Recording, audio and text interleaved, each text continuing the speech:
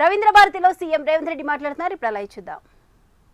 ప్రజల యొక్క సమస్యల్ని లేవనెత్తడం అనేది ఒక పెద్ద జవాబుదారీతనం.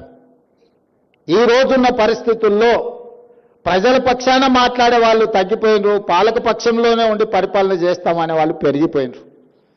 దీనికి కారణం కమ్యూనిస్టు సిద్ధాంతం ఇంకా పెరగాలి, ఆలోచన విధానం పరిధి విస్తరించుకోవాలి. కమ్యూనిజం అంటే లైబ్రరీలో చదువుకునే పుస్తకం కాదు, పేద ప్రజల గుండెల్లో సమస్యల పట్ల కొట్లాడే వాళ్ళ పట్ల విశ్వాసం. ఎర్ర జెండా కనిపిస్తే పేద ప్రజలకు ఒక నమ్మకం, విశ్వాసం.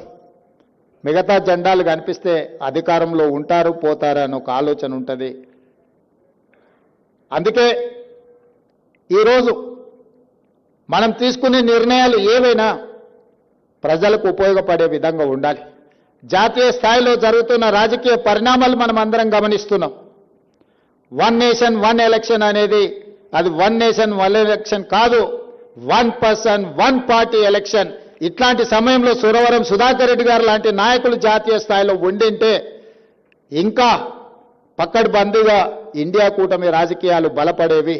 ఈరోజు జస్టిస్ సుదర్శన్ రెడ్డి గారిని మన ప్రాంతం నుంచి ఉపరాష్ట్రపతిగా ఎన్నికల్లో పెట్టడం అంటే ప్రజాస్వామ్యాన్ని పరిరక్షించడానికి, ఈ రాజ్యాంగాన్ని రద్దు చేయాలనుకునే పక్షాలు ఒకవైపు ఈ రాజ్యాంగాన్ని పరిరక్షించి ప్రజలకు ఉపయోగపడే విధంగా దీన్ని మరింత బలోపేతం చేయాలన్న ఆలోచన ఇంకొక వైపు.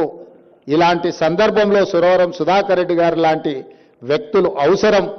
అందుకే ఈరోజు జాతీయ రాజకీయాలలో సిద్ధాంతం ముసుగులో అధికారాన్ని పదిలం చేసుకోవాలని, రాజ్యాంగాన్ని మార్చాలన్న ఆలోచనే కాదు, ఈరోజు ఎన్నికల కమిషన్ను కూడా వాళ్ళ రాజకీయ పార్టీలో పొత్తులో భాగస్వాములుగా మారుస్తున్నారు.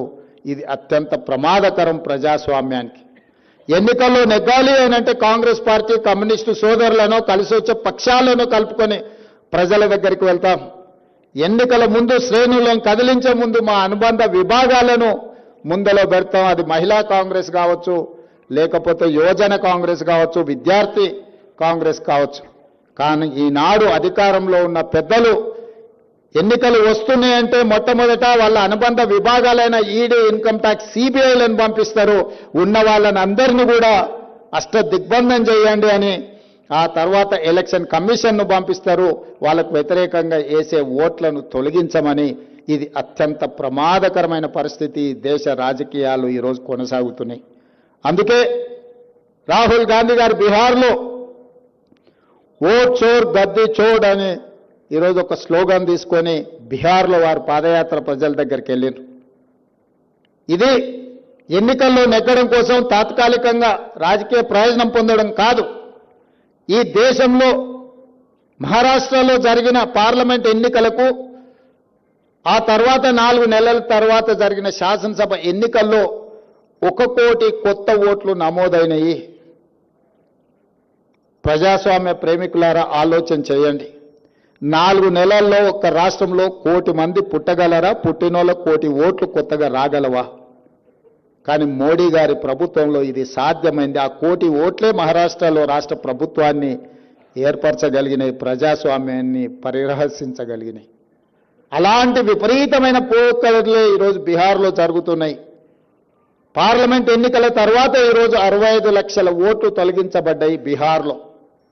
ఓట్లు తొలగించడంతోనే ఆగదది. రేషన్ కార్డులు తొలగించడం జరగవచ్చు, లేదా వాళ్లకు అందే సంక్షేమ పథకాలు తొలగిపోవచ్చు, లేదా వాళ్ళ ఆస్తులను కూడా కొల్లగొట్టవచ్చు. ఇలాంటి విపత్కరమైన పరిస్థితుల్లో విపక్షాలన్నీ ఏకం కావాలి, ఏకతాటిపై నడవాలి. ఈరోజు జాతీయ రాజకీయాలలో కాంగ్రెస్ కమ్యూనిస్టులే కాదు, ప్రజాస్వామ్యాన్ని పరిరక్షించాలనుకున్న ప్రతి వాళ్ళు కదలాలి. మాకేం నష్టం లేదు, మాకేం కష్టం రాదు అని మౌనంగా ఉంటే ఈ ప్రజాస్వామ్యానికి ప్రమాదం ఏర్పడే పరిస్థితులు ఈ దేశంలో ఉన్నాయి. ఈ విపరీతమైన పోకడలు మన దేశానికి మంచిది కాదు. 75 సంవత్సరాలు పూర్తి చేసుకున్న ఈ ప్రజాస్వామిక దేశంలో ప్రజల యొక్క ప్రాథమిక హక్కు అయిన ఓటునే తొలగించే ప్రమాదకరమైన పరిస్థితులు వస్తున్నాయంటే మనందరం కూడా ఆలోచన చెయ్యాలి, చర్చించాలి. మనం ఎవరము మాట్లాడడం లేదు, మనం ఎవరము చైతన్యపరిచే ఆలోచన చేయడం లేదు. చేసినా పూర్తి స్థాయిలో మనం దాని పట్ల కార్యాచరణ సిద్ధం చేసుకోవడం లేదు. అందుకే ఈ వేదిక మీద నుంచి సురవరం సుధాకర్ రెడ్డి గారి సంస్మరణ సభ వేదిక మీద వారు నమ్మిన సిద్ధాంతం ప్రజాస్వామ్యం, వారు నమ్మిన సిద్ధాంతం డాక్టర్ బాబాసాహెబ్ అంబేద్కర్ గారు అందించిన రాజ్యాంగాన్ని ట్రూ స్పిరిట్తో అమలు చేయాలి అని వారి ఆలోచన. మరి వారికి మనం అర్పించే ఘనమైన నివాళి వారు పాటించిన సిద్ధాంతాన్ని ఈరోజు మనం కొనసాగించాలి. వారి జ్ఞాపకార్థంగా ప్రభుత్వం చేయవలసిన ప్రతి పని చేపడుతుంది. మంత్రివర్గంలో చర్చించి పాలమూరు బిడ్డగా నేను తప్పకుండా నిర్ణయం తీసుకుంటా. కానీ జాతీయ స్థాయిలో జరగబోయే రాజకీయ పరిణామాలు విపరీతమైన పోకడలను నిలువరించడానికి మనందరం కలిసికట్టుగా పనిచేయాలి. ఆ పోరాటంలో రాహుల్ గాంధీ గారు ఏదైతే నిర్ణయం తీసుకొని ముందుకు వెళ్తుండ్రో మీరందరూ కూడా అండగా నిలబడాలని ఈ వేదిక మీద నుంచి విజ్ఞప్తి చేస్తూ మీ అందరి దగ్గర సెలవు తీసుకుంటున్న కామ్రేడ్ మిత్రులారా.